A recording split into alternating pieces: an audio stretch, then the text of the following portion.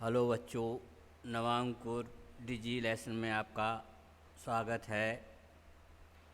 मैं आज आपको कक्षा 12 वाणिज्य संकाय के अंतर्गत अकाउंटेंसी विषय में इकाई 5 कंपनी लेखे और अंशों का निर्गमन, इसके विषय में बात करूंगा। इसके विषय में आपको बताऊंगा। जैसे कि बच्चों, पहले आपको साझेदारी पढ़ाते समय ये बात मैंने बताई थी कि स्वामित्व के आधार पर व्यापार के 3 स्वरूप होते हैं। एक एकाकी व्यापार, जिसमें एक व्यक्ति मालिक होता है, एक व्यक्ति काम करने वाला होता है, उसकी पूंजी होती है। उसकी सीमाओं के कारण एक नए व्यवसाय की कल्पना की गई, तो फिर साझेदारी व्यवसाय का उदय हुआ, जिसमें कम से कम 2 व्यक्ति और वर्तमान में अधिकतम 50 व्यक्ति व्यापार कर सकते हैं।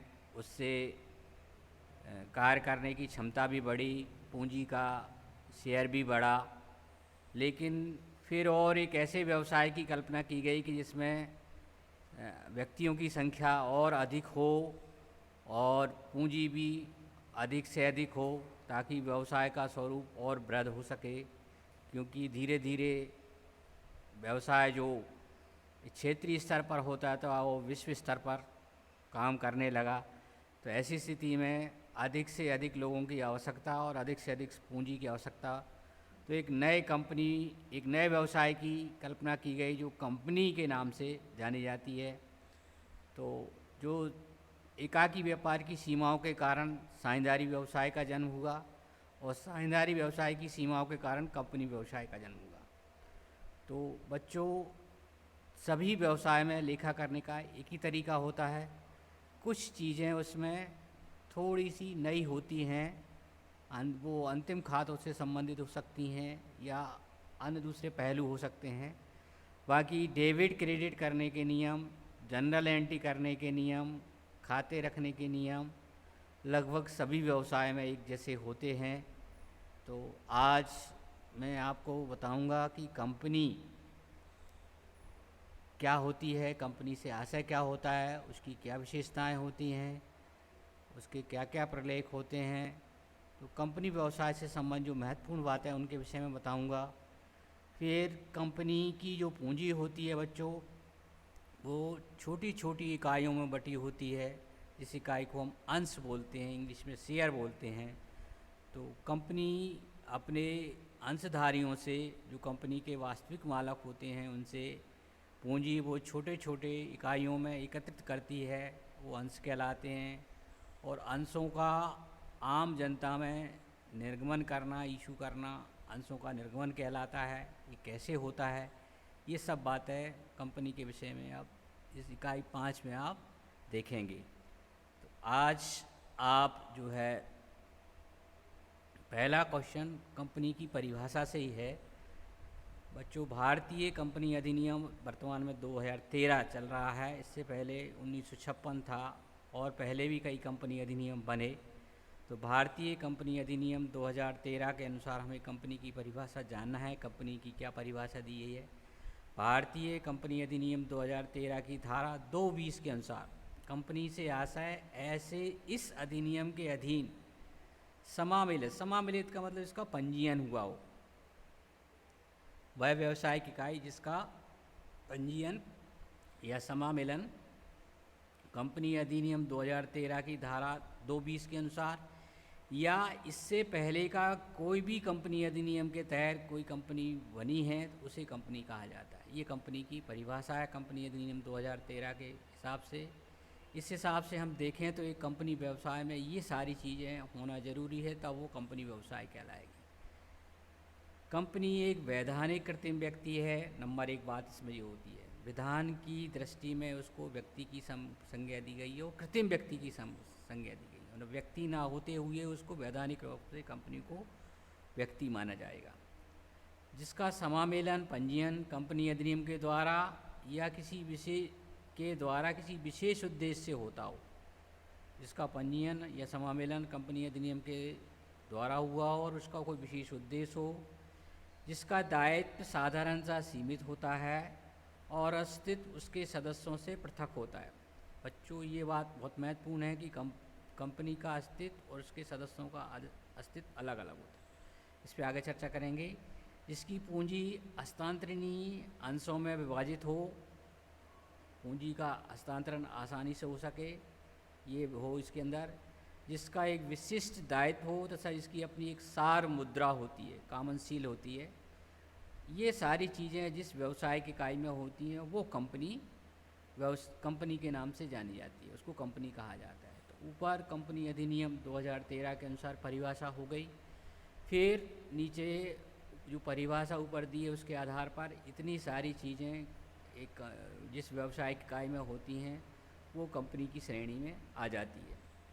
तो अब ये सारी की सारी जो आशय जो दिया है, परिभाषा दी है, उसमें ये बिंदु दिए हैं, ये एक तरह से कंपनी की विशेषताएं या लक्षण हो गए।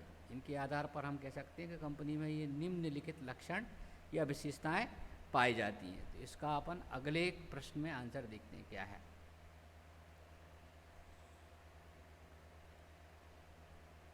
पहला देखें आप,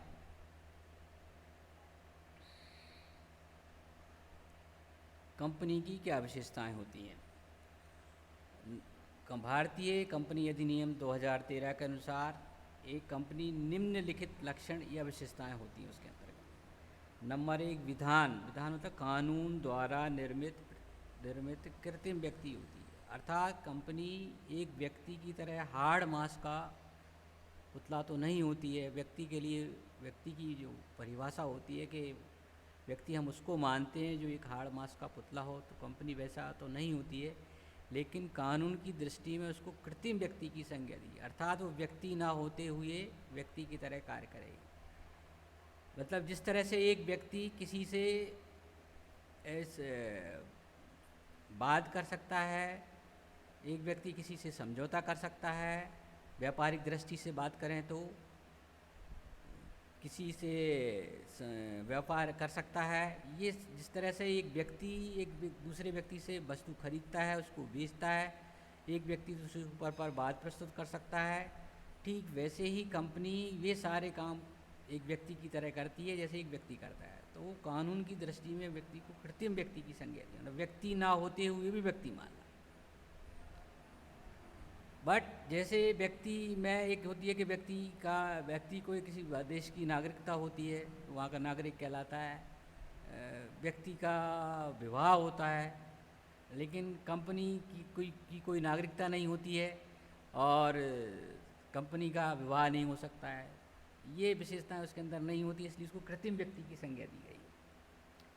दूसरी विशेषता होती है सीमित दायित्व। सीमित दायित्व का मतलब ये होता है बच्चों कि जो भी कंपनी के जो व्यक्ति कंपनी की अंश पूंजी खरीदने में अंशदान देते हैं वो अंशधारी कहलाते हैं। तो कंपनी के अंशधारियों का दायित्व उसके खरीदे गए अंश तक ही सीमित रहता है। यदि मैंने मान लीजिए किसी कंपनी के 10,000 रुपये के अंश खरीदे हैं तो मेरा दायित्व 10,000 तक ही सीमित है। विषम परिस्थिति उत्पन्न होने पर कंपनी मेरे से 10,000 से एक पैसा भी नहीं वसूल कर सकती और न उसके लिए बात कानूनी दृष्टि से बात होती। हाँ, यदि 10,000 में से मैंने अभी तक 8,000 रुपये चुकाए हैं तो शेष 2,000 रुपये कंपनी से मेरे से मांग सकती है और मुझे कानूनी तौर पर देने के लिए बात होना पड़ेगा। तो सीमित दायित्व का मतलब ये हो गया, जिस अंशधारी ने जितने मूल्य के अंश खरीदे हैं उतने मूल्य तक ही उसका दायित्व होता है। ये सीमित दायित्व कहलाता है। सदस्यों की संख्या की दृष्टि से देखें तो एक निजी कंपनी में कम से कम 2 सदस्य होते हैं, अधिकतम 200 होते हैं, जबकि एक पब्लिक कंपनी में कम से कम 7 होते हैं और अधिकतम उसके अंशों के बराबर होते हैं। वो कंपनी कहलाती है। सार मुद्रा, प्रत्येक कंपनी की अपनी एक सार मुद्रा होती है, सील जिसको कॉमन सील बोलते हैं, और कंपनी के प्रत्येक दस्तावेज पर सार मुद्रा अंकित होती है, तभी वो दस्तावेज वैधानिक माना जाता है।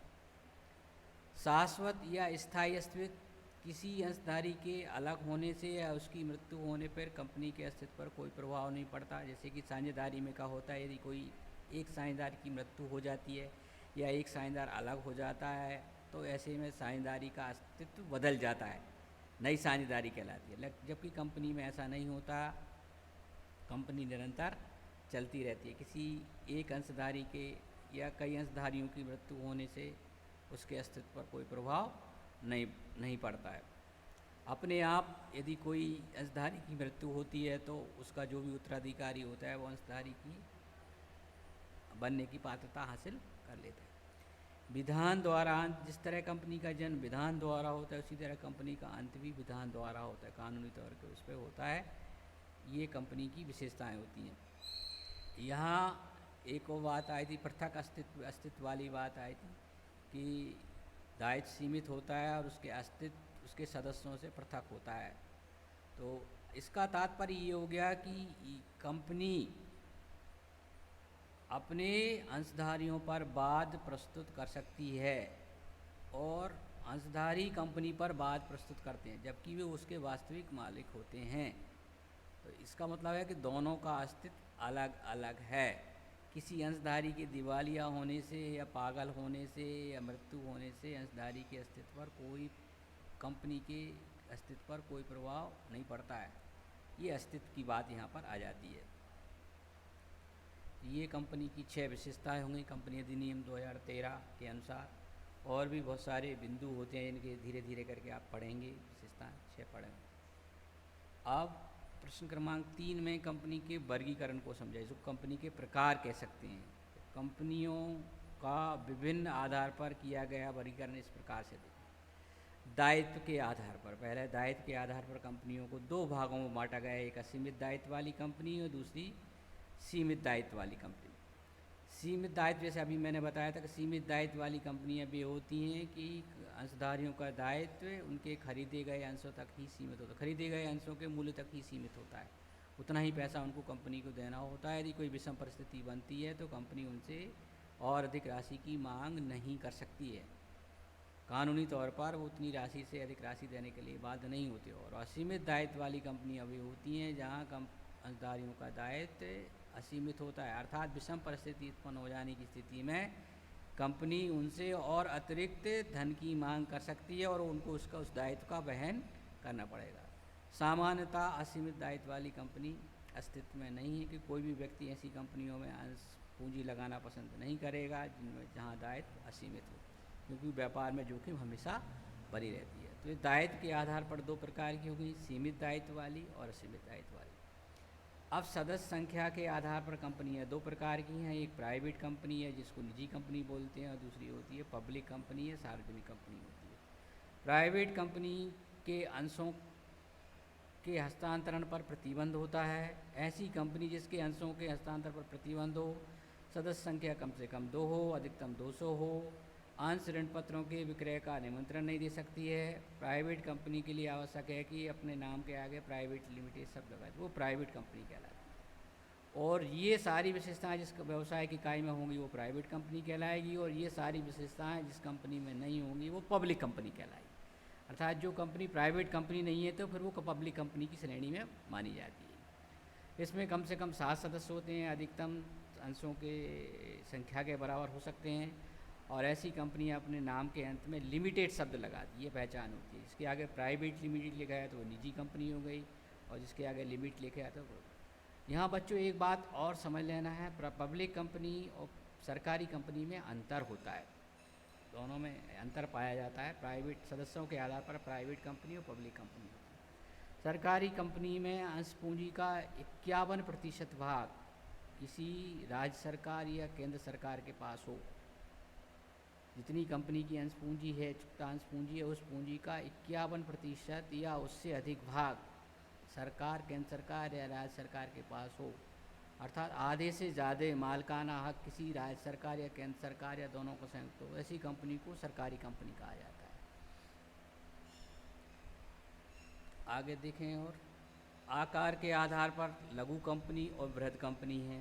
कंपनी अधिनियम 2013 में 13 की धारा 285 के अनुसार लघु कंपनी से आशय ऐसी कंपनी से है जो सार्वजनिक कंपनी से निम्नानुसार भिन्न है, जिसकी चुकता पूंजी 50 लाख रुपए हो, ऐसी निर्धारित राशि जो कि 5 करोड़ रुपए से अधिक नहीं होगी। चुकतांश पूंजी 50 लाख रुपए होगी और ये 5 करोड़ से अधिक नहीं होगी। पिछले लाभ हानि के अनुसार इसका विक्रय 2 करोड़ या निर्धारित अधिकतम राशि की सीमा हो। निर्धारित अधिकतम सीमा 20 करोड़ रुपए से अधिक नहीं होने चाहिए। ऐसी इकाई को, व्यावसायिक इकाई को लघु कंपनी या छोटी कंपनी के नाम से जाना जाता है। हालांकि कंपनी अधिनियम 2016 संशोधन आ गया, जिसके अनुसार लघु कंपनी की परिभाषा के लिए पूंजी की सीमा 5 करोड़ से बढ़ा करके अब 10 करोड़ व सकल विक्रय की सीमा 20 करोड़ से बढ़ा करके 100 करोड़ रुपये कर दी गई है। और ये जो सारी विशेषताएं जिस कंपनी में है वो लघु कंपनी होती है, और जिसमें ये विशेषताएं नहीं है तो ऐसी कंपनी को वृहद या बड़ी कंपनी के नाम से जाना जाता है। जो कंपनी लघु कंपनी नहीं है तो वृहद कंपनी हो रही है आकार के हिसाब से। बच्चों, अभी आप देख रहे हैं कि इसमें थोड़ा सा परिवर्तन आगे आएगा देखने के लिए कि जो कोरोना वायरस 2019 चल रहा है उसके तहत अभी सरकार ने कुछ व्यवसायिक इकाइयों की राशि में संशोधन किया है। इसके तहत उन्होंने आर्थिक पैकेज की घोषणा की है, तो वो आपकी केवल जानकारी के लिए है। बट लघु कंपनी की यही परिभाषा हो गई, जिसमें अचूकता पूंजी 50 लाख और निर्धारित 5 करोड़ से अधिक नहीं होने चाहिए।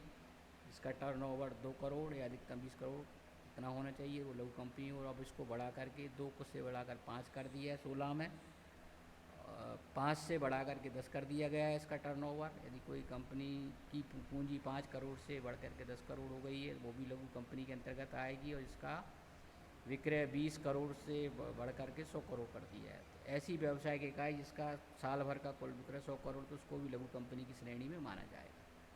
और ये सारी विशेषताएं इस कंपनी में नहीं है, इससे थोड़ी कोई चीज़ चेंज परिवर्तित होती है। टर्नओवर 100 करोड़ से अधिक हो जाए, पूंजी उसकी 10 करोड़ से अधिक हो जाए, तो ऐसी कंपनी को वृहद कंपनी या बड़ी कंपनी के नाम से जाना जाएगा। ये आकार के आधार पर होगा। तो दायित्व के आधार पर 2 हो गई, सीमित दायित्व वाली या सीमित वाली। सदस्य संख्याओं के आधार पर 2 हो गई आपकी, निजी कंपनी और सार्वजनिक कंपनी। और आकार के लघु कंपनी और वृहद कंपनी हो गई। ये कंपनी के भेद या प्रकार आए जाते हैं। अब न्यूनतम अभिदा मिनिमम सब्सक्रिप्शन से क्या आशा है? जैसे कि बच्चों, मैंने आपको बताया कि कंपनी की अपनी कोई पूंजी नहीं होती है। कंपनी पूंजी इकट्ठा करने की दृष्टि से अपनी पूंजी को छोटी छोटी इकाइयों में विभाजित कर लेती है। उदाहरण के माध्यम से मैं आपको बता देना चाहता हूँ। मान लीजिए कोई कंपनी की पूंजी 1 लाख रुपये निर्धारित की गई है। 1 लाख रुपये की, और एक इकाई को जो भी व्यक्ति 1 लाख रुपये में एक अंश देगा तो उसका मूल्य जो हो जाएगा आपका 100 रुपये हो जाएगा। अर्थात 1 लाख को हमने एक इकाई की मूल्य जो है 100 रुपये रखा। इस तरह से 1 लाख को यदि हम 100 रुपये से विभाजित करें तो 1000 इकाइयाँ हो जाती हैं। तो कंपनी की जो पूंजी है वो 1000 इकाइयों में विभाजित हो गई, और एक इकाई की कीमत, एक भाग की कीमत 100 रुपये हो गई। तो कंपनी की जो पूंजी होती है वो छोटी छोटी इकाइयों में बड़ी अंशों में बटी होती है, इसलिए कंपनी की पूंजी को अंश पूंजी बोलते हैं। साझेदारी व्यापार, एकाकी व्यापार में व्यापारी द्वारा, मालिक द्वारा लगाए गए पैसे को पूंजी बोलते हैं। क्योंकि कंपनी की पूंजी अंशों में बटी होती है, शेयर में होती है, इसको अंश पूंजी या शेयर कैपिटल के नाम से जाना जाता है। तो कंपनी की खुद की अपनी कोई पूंजी नहीं होती। कंपनी के जो अंशधारी होते हैं वो कंपनी व्यवसाय में लाभ प्राप्त करने की दृष्टि से या प्रबंधन की दृष्टि से वो अपना पैसा उसमें लगाते हैं। तो अब न्यूनतम अभिदान क्या होता है, मिनिमम सब्सक्रिप्शन से क्या आशय होता है? जैसे कि मैंने अभी आपको बताया कि कंपनी पूंजी इकट्ठी करने की दृष्टि से उसको छोटी छोटी इकाइयों में बांट लेती है, क्योंकि एकदम इतना पैसा एक व्यक्ति द्वारा देना मुश्किल काम होता है। कंपनी की पूंजी करोड़ों में होती है। अभी जैसे आप पिछले प्रश्न में देख रहे थे कि वहाँ 2 करोड़ और 50 लाख, और आप यहाँ जो लघु कंपनी इसमें देख रहे थे कि निर्धारित उसकी जो पूंजी है वो 50 लाख और 5 करोड़, और बढ़ करके ये हो गई आपकी कितनी, 5 करोड़ से बढ़ा करके 10 करोड़ कर दिया। तो एक साथ इतना पैसा एक व्यक्ति द्वारा देना मुश्किल काम होता है। तो इस पैसे को इकट्ठा करने की दृष्टि से छोटी छोटी इकाइयों में बांटा गया। ये छोटी छोटी इकाई अंश कहलाती हैं, क्योंकि कंपनी की पूंजी अंशों से मिलकर बनी है, इसलिए इसको अंश पूंजी कहा जाता है। अब प्रश्न ये होता है कि जब कंपनी की शुरुआत होती है, कंपनी का जन्म हो जाता है, तो उसके जो प्रवर्तक होते हैं, जिनको जन्मदाता बोलते हैं, जो व्यक्ति कंपनी व्यवसाय को स्वरूप देने में महत्वपूर्ण भूमिका अदा करते हैं, ऐसे व्यक्तियों को प्रवर्तक के नाम से जाना जाता है। तो वो प्रारंभिक औपचारिकताओं को पूरी करने के बाद कंपनी की पूंजी इकट्ठी करते हैं। पूंजी इकट्ठी करने के लिए कंपनी अंशों का विक्रय करती है, अंश बेचती है। तो जब कंपनी पूंजी इकट्ठी करने के लिए अंश बेचती है तो अंशों के बेचने से इतनी राशि प्राप्त होना ज़रूरी है जिससे कंपनी की शुरुआत हो सके, उतना पैसा मिलना ज़रूरी है कि कंपनी चालू हो सके। इसी राशि को कंपनी को न्यूनतम अवधान के नाम से जाना जाता है। और ये एक सार्वजनिक कंपनी में होता है, प्राइवेट कंपनी में नहीं होता। भाई प्राइवेट कंपनी में तो काम करने वाले व्यक्ति खुद ही हैं, खुद कोई पैसा इकट्ठा करना है और फिर काम करना है। जो सार्वजनिक कंपनियां होती हैं, सार्वजनिक कंपनियां जो अंशों का निर्गमन करती हैं, इसको अंशों का निर्गमन बोला है, अंशों को बेचने को अंशों का निर्गमन बोला जाता है। तो जब अंशों का निर्गमन करते हैं तो उसके निर्गमन से इतना पैसा प्राप्त होना ज़रूरी है जिससे कंपनी की प्रारंभिक आवश्यकताओं की पूर्ति हो सके। कंपनी को शुरू करने के लिए जो पैसा चाहिए उतना मिलना ज़रूरी है, वो न्यूनतम अवदान कहलाता है उसको। तो अब इसमें परिभाषा दी है कि न्यूनतम अवदान एक सार्वजनिक कंपनी की पूंजी की वह मात्रा है जिसके बराबर राशि के अंशों का विक्रय होना व्यापार प्रारंभ करने के लिए आवश्यक होता है। जैसे मान लीजिए हमने 1 लाख रुपए पूंजी का निर्धारण किया और कंपनी हमें व्यवसाय शुरू करने के लिए कम से कम 50,000 रुपये मूल्य के अंशों का प्राप्त होना जरूरी है। जब तक 50,000 रुपये प्राप्त नहीं होंगे तो हम व्यापार शुरू कर ही नहीं सकते हैं, आगे काम हो ही नहीं सकता है। यदि कंपनी के अंशों के आवेदन न्यूनतम आवेदन राशि से कम होता है तो व्यापार प्रारंभ करने का प्रमाण पत्र प्राप्त नहीं कर सकती है। यदि न्यूनतम आवेदन की राशि उसको प्राप्त नहीं होती है तो फिर कंपनी को व्यापार प्रारंभ करने का प्रमाण पत्र प्राप्त नहीं हो सकता है। न्यूनतम आवेदन की राशि का उल्लेख कंपनी द्वारा जारी प्राप्य विवरण में कर दिया जाता है। प्राप्य विवरण कंपनी के, इसके विषय में आगे बात करेंगे कि प्राप्य विवरण क्या होता है, तो इसमें उल्लेख कर दिया जाता है। इसमें सामान्यतः इन चीज़ों के लिए प्रारंभिक व्ययों की पूर्ति के लिए, कंपनी को शुरू करने के लिए जो प्रारंभिक व्यय होते हैं उनकी पूर्ति करने के लिए उतनी राशि चाहिए। बहुत सारे कानूनी व्यय करना होते हैं, पंजीयन कराना होता है, पंजीयन शुल्क देना होता है, उसके लिए राशि प्राप्त होना। कंपनी की कार्यशील पूंजी के लिए, कंपनी को काम करने के लिए कार्यशील पूंजी की आवश्यकता होती है, उतनी राशि प्राप्त होना चाहिए। कुछ संपत्तियां खरीदना होती हैं, उनका भुगतान हो सके उतनी राशि हो। विविध व्यय आदि का भुगतान करने के लिए, तो ये चार पाँच बिंदु ये दिए हैं। 5 मदों में खर्च करने के लिए जो पैसा चाहिए उतना पैसा प्राप्त होना जरूरी है। तो कंपनी के जो प्रवर्तक होते हैं वो इसका अनुमान लगा लेते हैं कि इतना पैसा इसमें खर्च होगा, तो उतनी राशि के उतनी मूल्य के बराबर अंशों का विक्रय होना जरूरी है। जब तक ये राशि प्राप्त नहीं होगी तो कंपनी को व्यापार प्रारंभ करने का प्रमाण पत्र नहीं मिलता। और कंपनी के प्राप्य विवरण कंपनी के अंशों को खरीदने का एक आमंत्रण पत्र होता है।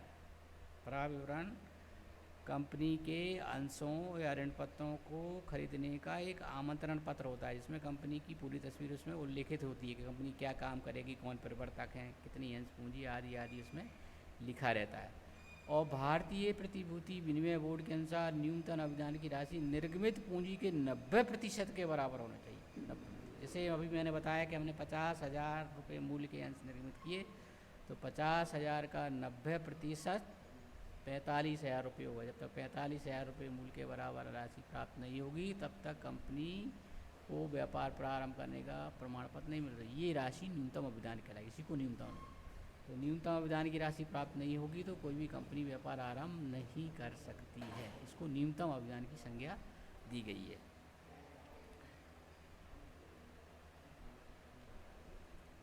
ये कंपनी के विषय में प्रारंभिक जानकारी थी। अब ये 4 प्रश्न से स्पष्ट हो गया कि कंपनी की क्या परिभाषा है और कंपनी के क्या लक्षण हैं, कंपनी कितने प्रकार की होती है और न्यूनतम आवेदन क्या होता है। आप आगे की जानकारी के लिए आप अगले वीडियो का इंतज़ार करें। आज के लिए इतना ही, धन्यवाद।